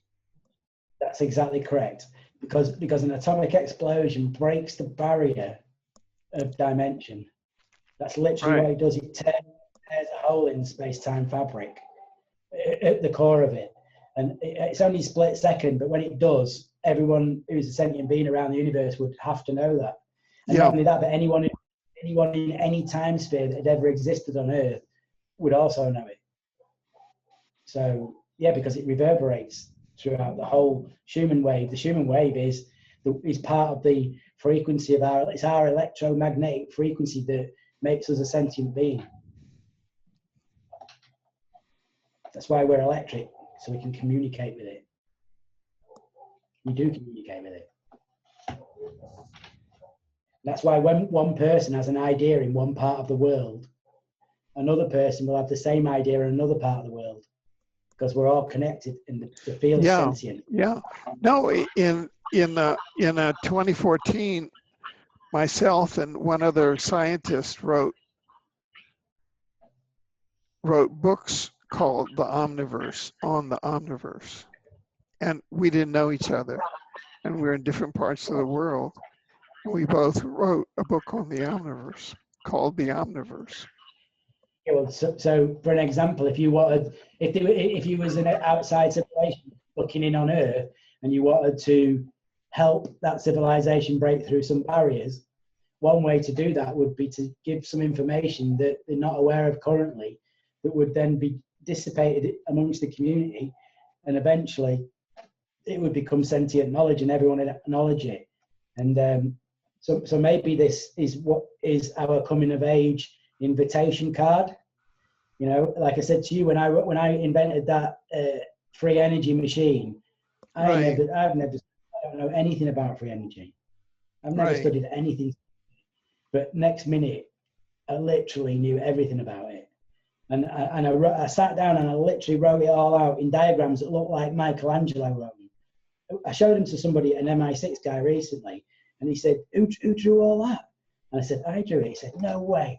And he didn't believe that I'd drawn it. And I just literally came straight out of my head, and it's all in colour, and like, it's like a blimmin', it's like somebody was drawing it from within me. You know what I mean? Literally. It was like, I didn't know. I just thought it must be easy to do energy because you've got opposing forces. Because you've got the opposing forces, you must be able to play them against each other to create energy. It's obvious. That's how energy fields create anyway, right? So static electric's the same. You know, it forms because of that. So if we then take that to the natural conclusions, it's obvious that you guys are obviously going to end up being right because it's the only thing that can be right scientifically.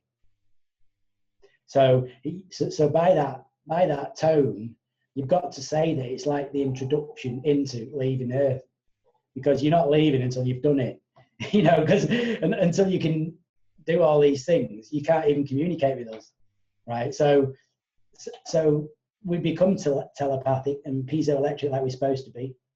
We've just been suppressed from that at the moment, but that's coming of age right now. We're going to come of age in that age. Yeah, so it's telepathic and piezoelectric. Yeah. That's very interesting. Yeah, and they're intrinsically linked, and because the human wave is the controlling life force. How do we know it's the controlling life force on Earth? Because the Russians are trying to alter it to alter our life. And because what about the Russians? I didn't quite understand that one. The woodpecker system that the Russians the woodpecker system, yeah, that they did years ago, and the DARPA system that's going on now, right? Both of those things are changing the Schumann wave, and they're changing it in a positive way. What changing the Schumann wave is going to do? It's going to allow greater intelligence in humans, because it allows a different what they've done is they studied, I can understand what they've done. They've studied the electromagnetic fields and what's the optimum for a human. So they changed the Schumann wave over a period of time to that optimum thing. And then our brains evolutionary just do exactly like when you put on a neurophone, your brain immediately starts to build the bit it needs. And that's exactly what happens with your brain as we approach this new era where we're going to be in space travel and meeting aliens and stuff. And I haven't got any doubt that it's going to happen. I can't say it's true now because I don't have the scientific evidence and I'm a science guy, but the science says it's true. And the data that I've done on the research says everything's true. And not only is it true, but the Nazis did it in the Second World War, definitely did it. The guy talks about his dad talking about visiting other worlds in that conversation. They believed it was a device to visit other worlds, and the Nazis were really into all this sort of stuff in a massive way, and took technology into a new level. And when the Americans got that, they did the natural thing that was coming next, which is what the Nazis had discovered. They discovered the same thing. Probably a good job that they did, considering what the Nazis were like. but now we're living under the same system now. So you'd have to ask yourself, is it the Nazis that are controlling it now? Because we're now living in a new Nazi age of brain entrappment and preconditioning. How do we know that they're not preconditioning our kids? Right. I've actually got an image from Belgium that shows children being entrained in the image at school. Experiments being done on them. Can they all learn the lesson simultaneously? And what's the variance in take-up? I already know the variance in take-up. It's about 93%, 98%. And the reason being is because I'm one of the 2%. So are you, Alfred. And when you genetically, there's a different bunch of people living on the earth who wake up and who are not predisposed to preconditioning, right? So your brain won't entrain, right? It's 2% only. And I think it's relating, I can't prove it yet, but I think it's relating to the cast off of the gods, if you want to call it, So gods interbreed with humans. Humans every so often have a child, which they used to call demigods, and then over a period of time, that because they've left, that dissipates, and that genetic trait that a demigod had in ancient times, where people could do miraculous things like cure people with their hands and all this type of thing, which is all true, right? Then years ago, when that was going on, you bring that forward now to where we're at now, Alfred, and you've got, you're talking about us, we're going to be regressed back to where we were before the Anunnaki altered us in order for us to meet everybody else.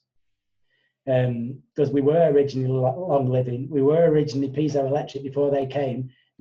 As a natural living entity. They didn't make us piezoelectric.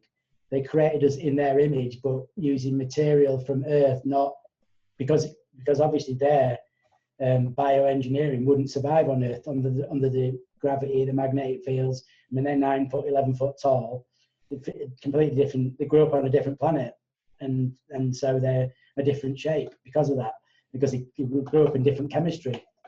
Yeah. So that when you translate all that into what we're talking about, all this is already going on. We're already being controlled. Is it the aliens that are doing it? I don't know. Is it the government? Is it the Nazis? We're living in a Nazi state, and that's why I want to file this class action global lawsuit against all the governments, because I think the human race has a right to know what is going on right now, not in years to come. Right now, we need to know what's going on right now. We need to get control of these out of control lunatic Nazi government agencies that are doing this to people, and governments don't even know. Our elected representatives don't even know that they're doing it to us. Exactly. You know, just going back there, I found, for example, you can pick up different possible models of, if you go to the yuga systems, and in each yuga, the human beings have different characteristics. In our yuga, which is the Kali Yuga, we have, you know, we're only a certain size, 5 foot tall, 6 foot tall, weigh a certain amount, only lasts 60, 70 years. In other yugas, we're 14 feet tall, we last 1,000 years. In other yugas, we're 21 feet tall, we last 10,000 years. These are almost built into the software of. Yeah, I'd say that's right. Yeah, I mean, I'd say that is 100% correct. That is the case, and no, like we know that because every variant happens naturally in time dilation anyway. So every variant of the possible outcomes, what everybody's missing, and what, you know, everybody's looking for this, what's called the grand unification theory of science. Yeah, I discovered it around 17 years ago. And what the grand unification, it's an equation, and it's a very simple equation. It governs all life, right? And the equation's based around probability, right? Mm-hmm. And so what everybody's missed out in all the science that's been going around is that they're not calculate, because quantum mechanics calculates probability into events, whereas Einstein didn't. And this is where the clash of the Titan theories sort of falls to bits, and they call it the grand unification theory. And the idea being that you've got the strong nuclear force, the weak nuclear force, gravity, electromagnetism, and if you can unify those four forces of the universe in one equation, then you've got the grand unification theory equation. And from that, because you then know how probability expands from it, right? I worked it out years ago. I already know what it is. and I'm amazed that nobody else has come up with it, because it's in Hawkins and Einstein's work. I read all Hawkins' books, and by the end of it, I'd literally just wrote out the equation of what it was. I already knew it was already in his books. It must be in his mind, you know. Right. And you just can't formulate it onto a piece of paper. Right. I read all his books. Yeah, and so you were accessing the intelligence that was coming through Hawkins and through the other scientists that were feeding all of that coming down in here to make your synthesis. Yeah, because I've had no scientific training. I'm not a scientist. Yeah. I've got a brain the size of the planet, but I'm not a scientist. But if I apply my mind to anything, I can get to the bottom of every single thing. Yeah. And I've got the ability to, no matter what it is, I get to the bottom of it.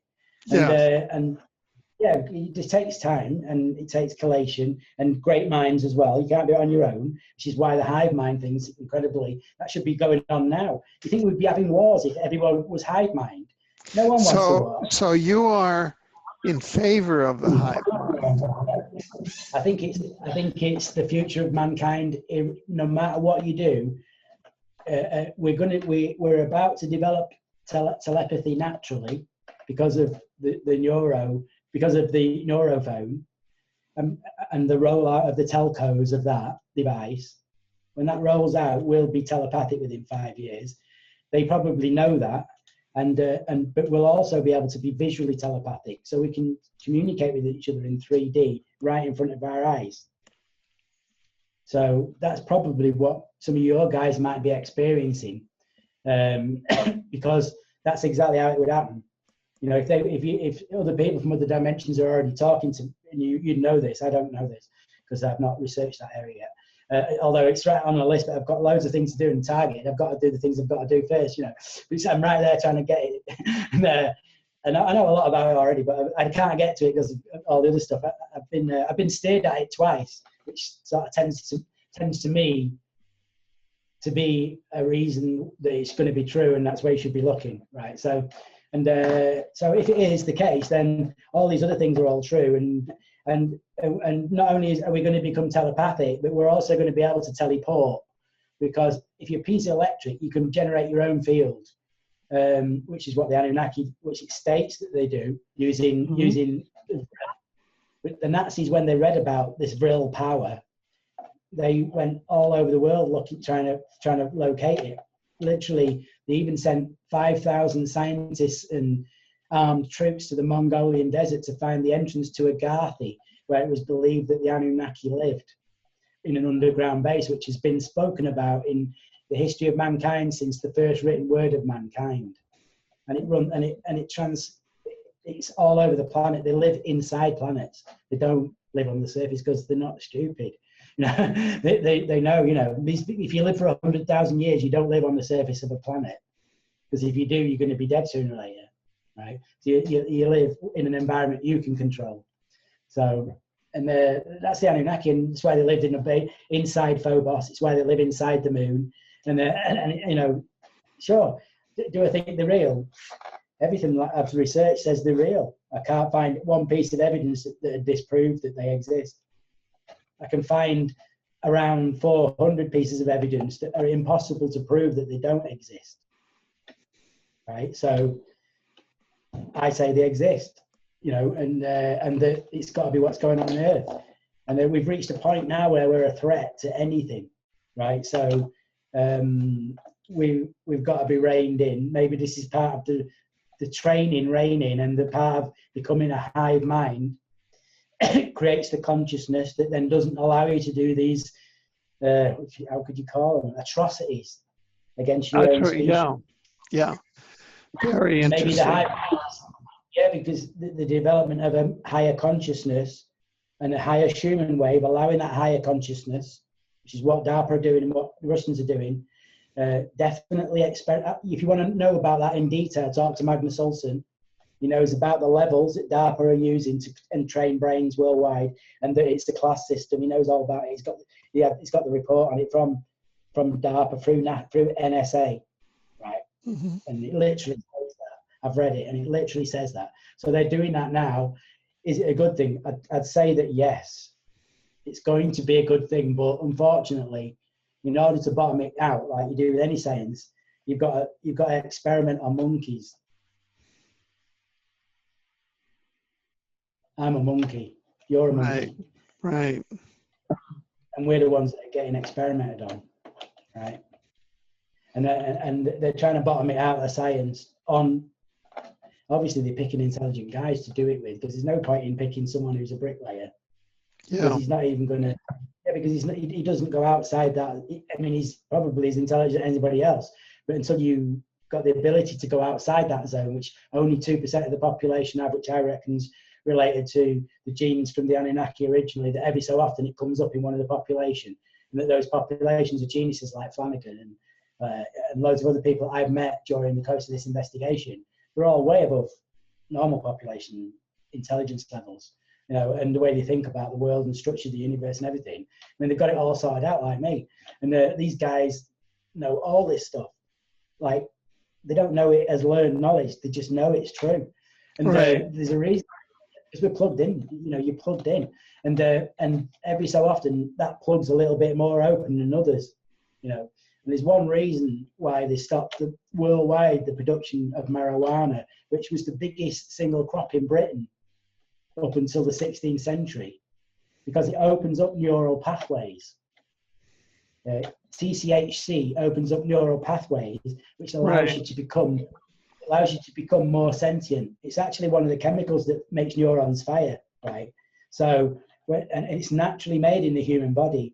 So when you remove something out of the entire food chain from the entire world that has been around since the beginning of mankind, that's got an active ingredient in it that opens your mind up, why do you think a government would do that? Oh yeah, and it was made illegal in 1937, which was in when the Nazis, when they were in the build up into World War II, so they had to get into that kind of mind control. Of course, absolutely no question of it, because they were already looking at it, the Nazis. Yeah. I mean, Mengele, that's what he was doing. Yeah. He was doing to Jews in Nazi concentration camps what they're now doing to us that they said they'd never do against people in the Nuremberg trials. Yeah, yeah. So yeah, exactly. Yeah, this is exactly the level, you know, at which the problem has to be addressed.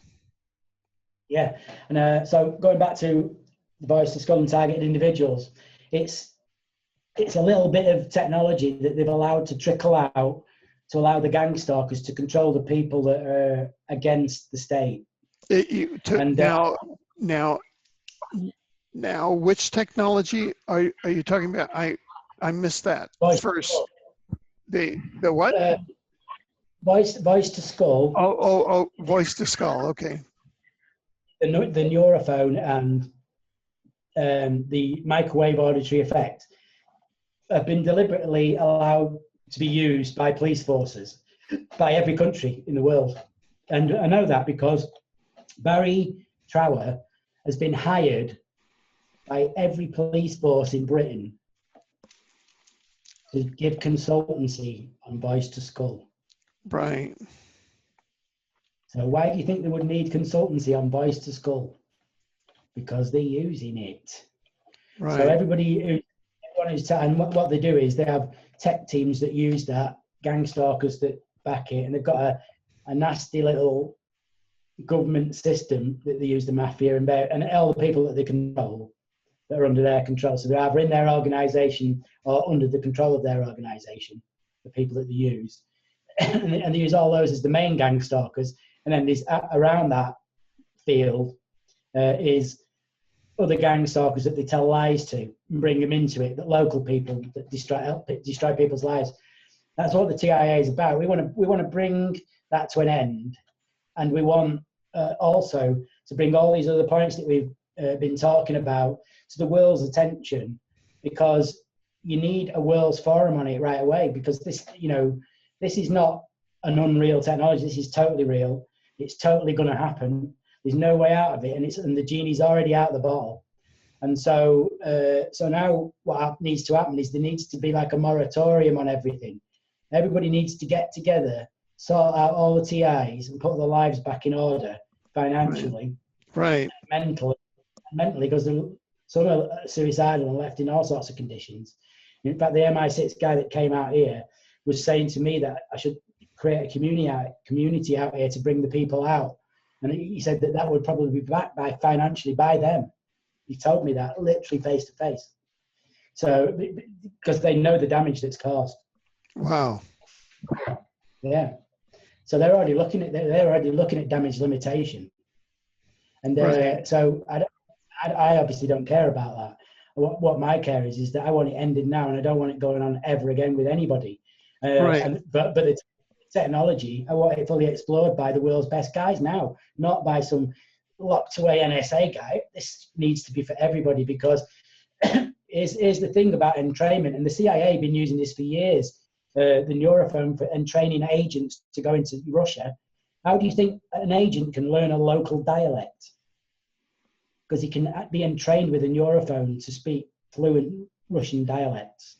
And they've been using it for years. This is all in MK Ultra. They've been using this for years. And this is how they input. So, for example, I want to fly a helicopter. I can sit on I know Flanagan's version doesn't do it now, but he's only working on one channel. If you use multiple channels attacking the same person, you can input information in, because it has to be input spherically. You know, when a human brain does not store information linear in places. It stores it all over the brain. Right, so the thought, say Marilyn Monroe's face, if I tell you that now, you see the face, right? And that image is brought from a whole range of information to straight out. And but it's not from one place. It's not an image of Marilyn Monroe and it's in your brain and it's there. Right. It's stored all over your brain. So if I wanted to input how to fly an helicopter to you with multiple channels, I could do it in around 30 minutes, and you could walk out of the room, sit in an helicopter and fly it. Yeah, we've already passed that. Now that information, I want that information out, because, you know, why do kids have to be in school for that amount of years when you could literally put the curriculum in the child's head in 12 months, all of it up to degree level? Right. And then the child could decide amongst the information, also being sentient now, because they can access anything off the internet through the mind, right? So now you've got a child that can access any information in the world, and not only that, was fully educated at the age of 6 to degree level. That's already possible. Amazing. So this is why it's got to be brought out, because in order for us to go to the next level of human beings, which is occupying space and interacting with other civilizations and what have you, in order to even contemplate that, we have to know the end of science. And it has to be that all our people know that, not some Nazi control system, because other sentient beings won't be like that. Yeah. They already know all the knowledge. Yeah. Because they're connected. They know it in real time, all the time, right? So, and that's where we're moving to that at a rate of incredible knots. The neurophone is going to speed that up gigantically, right? What it's going to do, it's going to bring back what the governments have preconditioned out of us over a series of years to make us dumb. And what the neurophones are going to do, it's going to reinstill that telepathy that we in ancients all must have had, because we're all on the same frequency. Now it's not like that, because the electromagnetic field's getting bombarded all the time and moving all the time, and that's why you've got massive cases of mental disease all over the world going off, because people are disorientated. You know, when you change the Schumann wave, an entire person's brain chemically changes. Right. And it chemically changes and then evolves to the new wave. And that disorients people. Could disorient someone for years while the brain adjusted. And so all this information is being hidden from us, and we need to bring all that out. And the only way to bring that out is to force a class action case, first of all in the UK, and also maybe in Europe, in my case, and also with iCatar's case, which are also running a similar case, although it's much less broad, it's very specific. and which needs to be done as well. It has to be done. It's the first point, actually, of sticking the thing in, right, we're here and we're not going away. And once that case is filed, and my case is filed in the UK, there is no other conclusion other than it's all going to become public domain. You can't make it in camera because I've already published the document. So that's why I published the document and didn't keep it and try and make money out of it selling a book, because if it's in public domain already, they can't stop it. So, and that means that once it becomes mainstream by doing a documentary, which I'm now working on with 5 different news channels, production companies for television stations. Once we get that real information out in mainstream, the government won't be annoyed about that. It's just a settlement case. Right. It's not a thing we should be afraid of doing, and TI should be afraid of doing. They're only told that by the handlers. Right. The actual government, when this information comes forward and they go, wow, have we really got this ability to do these things now? Then it'll change the whole world, and we'll live through a period of 20 years of a moratorium where information's given that's held under national security, and by the end of the period, we'll be able to live for 1,000 years. We'll be able to telepath between each other anywhere in the world instantaneously, with no delay, no time delay. There's no time delay in it because it works through the Schumann system, right? So it's instantaneously anywhere in the galaxy. So, yeah, it's interesting. There's another theory about time that says the galaxy is the point of time, but I won't go into that with you now. But the Earth, as far as I'm concerned, is our time, and that we live in that electromagnosphere, and at that time can be seen from anywhere in the universe, from any other sentient beings. And when we let off an atom bomb at the end of the Second World War, they were on the way here. As simple as that. Sorry, could you say that again? Because I sort of ended with the atom bomb. Yeah, when at the end of the Second World War, when the Americans let off an atom bomb. Yeah.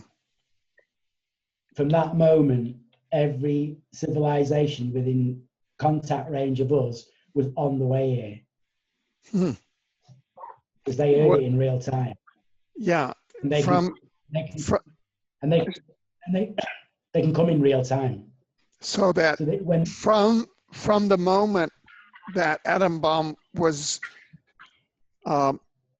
let off, what happened? They're on their way here, you said?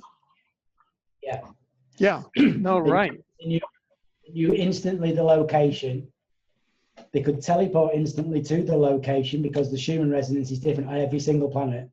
Yeah. So all they've got to do is tune their device to the Schumann resonance and teleport into it, and they can exist within that. Yeah. So yeah, of course. I mean, I can't say that it's real, but I can say the science says it's real. Yeah. So, yeah. Yeah. No, you are confirmed, because I've heard from whistleblowers that what you just said is what they teach in the inner course and inner briefing in secret projects as to why the ETs are visiting Earth now. Of course, and of course they would, and of course it wouldn't be difficult. The Anunnaki, I don't think are that advanced. They're just another civilization in space in this solar system. They're not the rulers of the universe. If you look at their technology 7,000 years ago, they were where we are right now. Yeah. Just maybe 50 years in front of us now. So if you gauge that they've had 17,000 years of learning from then till now, and what we've learned in the last few years, you can see where they'd be at. Yeah. They would easily be able to teleport in. It'd be like kids stuff, you know what I mean? To someone who'd had that much more development and time to absorb all this information and development and also develop, because they were also developing, because they didn't have a moral system governing DNA.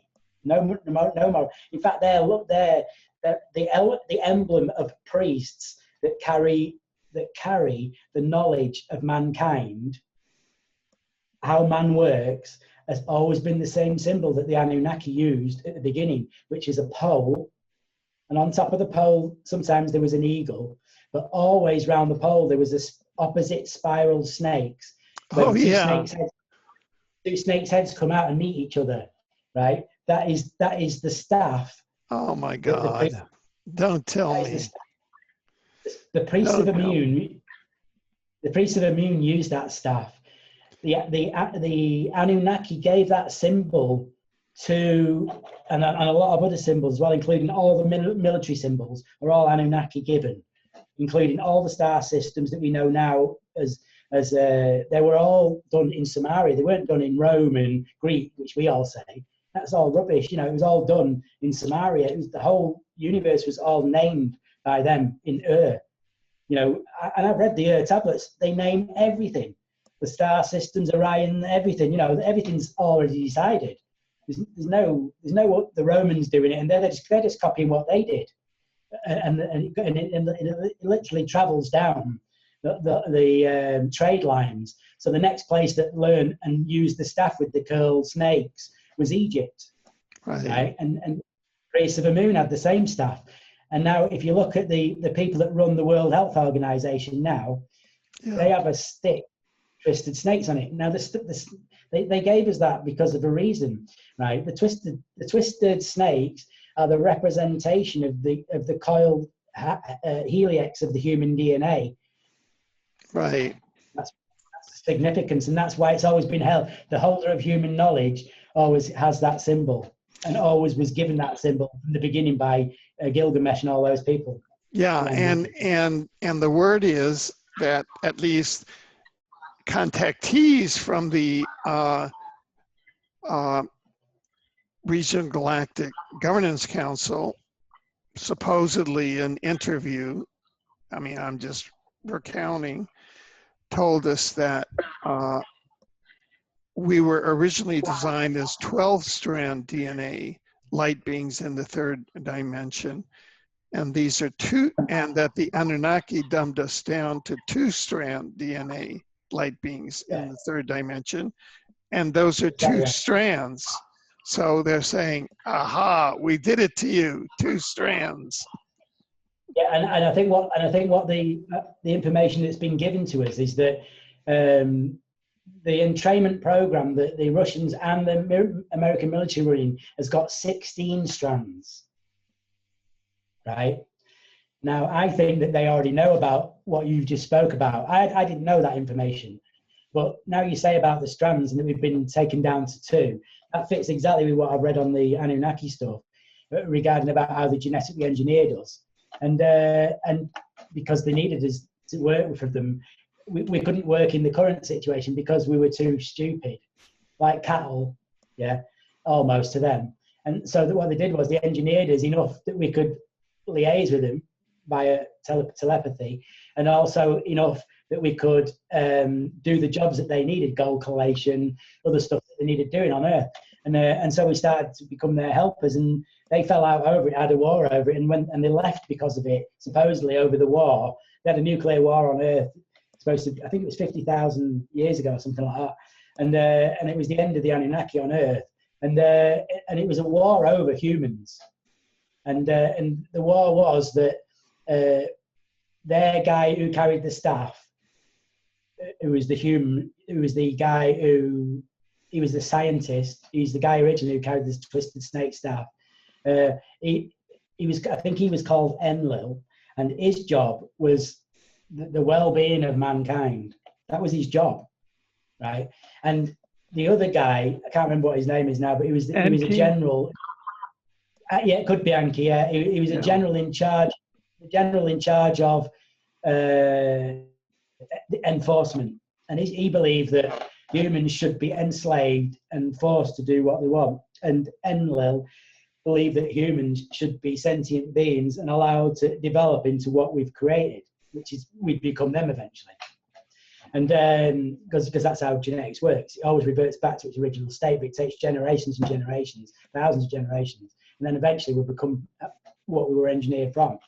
And so this is it's an interesting thing, you know. But the point is that it's all true, Alfred. if the American government won't deny any of it, I've spoken to government guys, they always tell me the truth, and but they never let me publish it. But they always tell you what the truth is. They're not trying to hide it, and they all know about it. And religion's a total fabrication from start to finish. It's like the Beano. You know, it's like reading the first Beano, going all the way at the end, and you think you know how the world runs. It's totally fabricated. Like history's totally fabricated. It's totally fabricated, like history. So good. So there has to be an end point to this. It is very much like South Africa and apartheid, right? We've got an apartheid system in the world going on right now. And the apartheid system is 16 divisions of apartheid, and I think what Magnus said was that the 4 levels, they're trying to create 4 levels of intelligence, sects of intelligence. So that and the higher ones would obviously be hive mind to govern the lower ones, which is a bit like the education system they use now. So you can see why they want to bring it in. You know, you go to Oxford and you're taught to rule. Yeah, you go to Stockport Grammar School and you're taught to be subservient and be a bricklayer. You know, so it's the same system what they're using. So the people that are controlling it now are trying to bring in the new system by default using entrainment, because 98% of the population can be entrained and the other ones can't. Right? So if you want to have peace, you've got to get everybody thinking the same way. Right. Because you'll never have peace otherwise. You need everybody thinking the same way, and you need equality. Those 2 things, you can't have peace without it. Religion's irrelevant because it would be a very simple process to bring the religious orders together and for them to disclose all the documentation that they've got. And when you analyze, as I have, Christianity against Muslim, against Hindu and also Hebrew, Judaism, if you want to call it that, then those actual religions are all stemmed and based from one set of documents that come from one city that we were engineered in.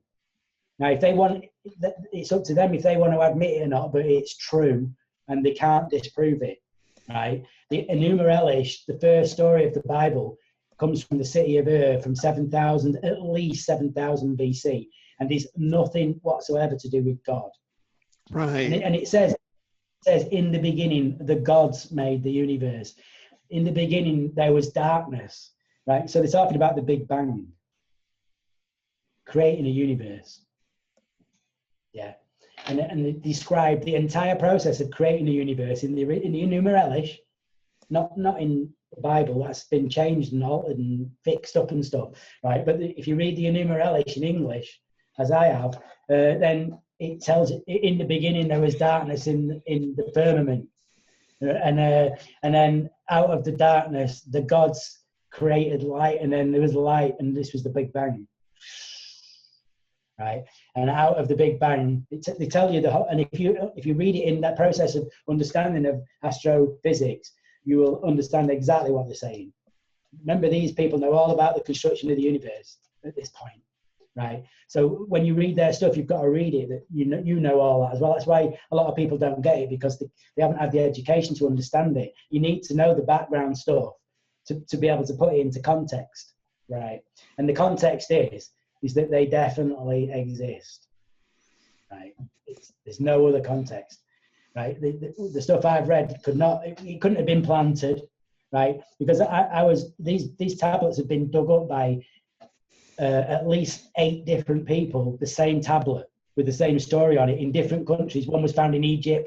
One was, because it was this story was traveling everywhere in cuneiform. They found one of the stories was found at the city of Amana, which was Anunnaki visited and hovered over for a month, right? Which was the city of Amun, the city of what's it called?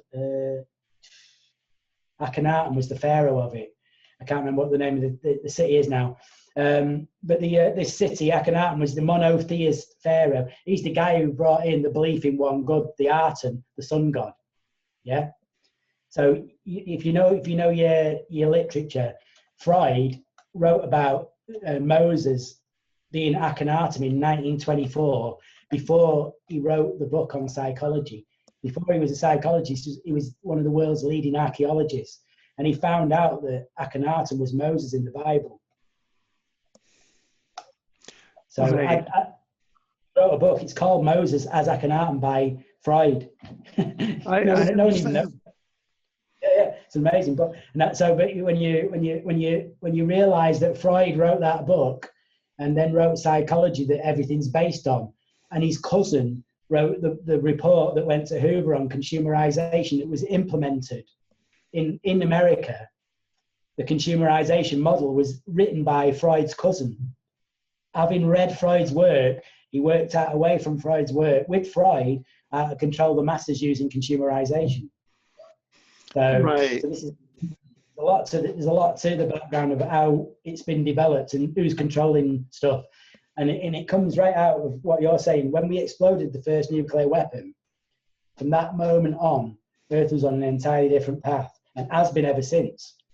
You know, and technologically, if you look at the technology that developed from 1930 to now, it's like an alien race. It's like we're the alien race.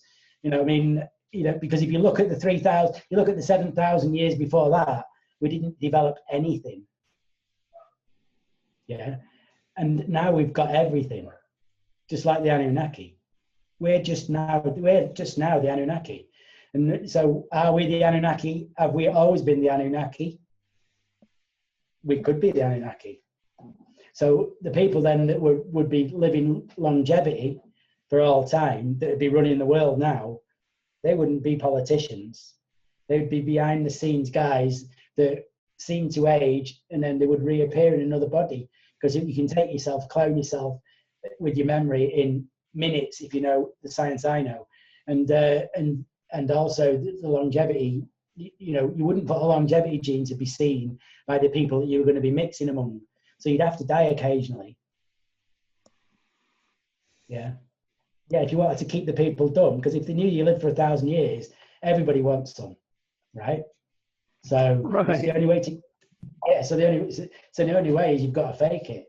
So, I studied the, you know, because I know about probability and the equation I run the probability equation that I worked out for the grand unification theory through the possibility of that, of this happening, and it can't not occur, right? It is literally the destiny of mankind that we're going to evolve, first of all, into telepathic, how we were, then piezoelectric, full visual, then we're going to be able to have visits from anyone who's got a Schumann resonance in real time. So it'll start on the Earth.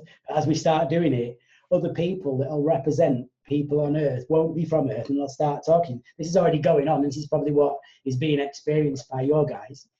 Yeah. So it's holiday makers. So you pile it in.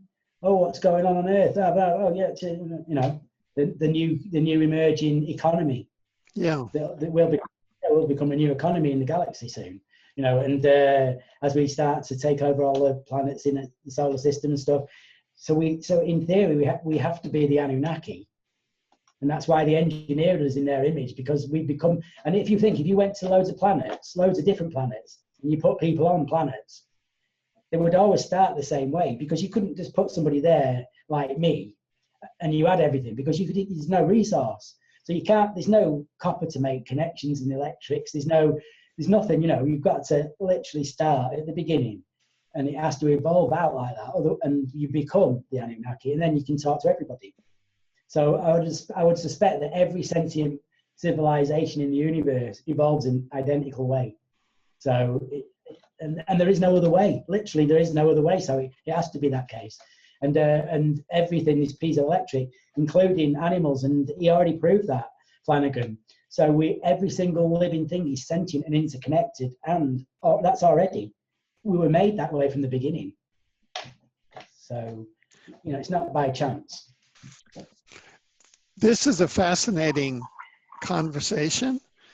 And so, with your permission, what I would like to do is to make 2 programs here.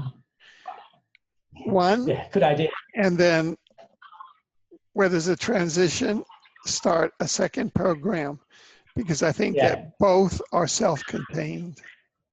So Yeah, that makes a lot. I really want to thank you for both programs. It's been an honor to accompany you and serve as,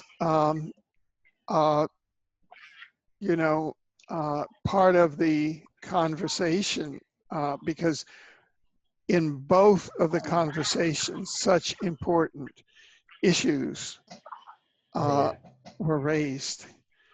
And so people can reach you through the TIA, Targeted Individuals Association website. And thank you so much. Yeah, no problem. I'll put these Gary videos Owens. on the website. Yeah, thanks very much, Alfred. Totally. Thank you so much, Gary Owens, a phenomenal worker for the evolution, positive evolution of humanity. Thank you. Thanks, Alfred.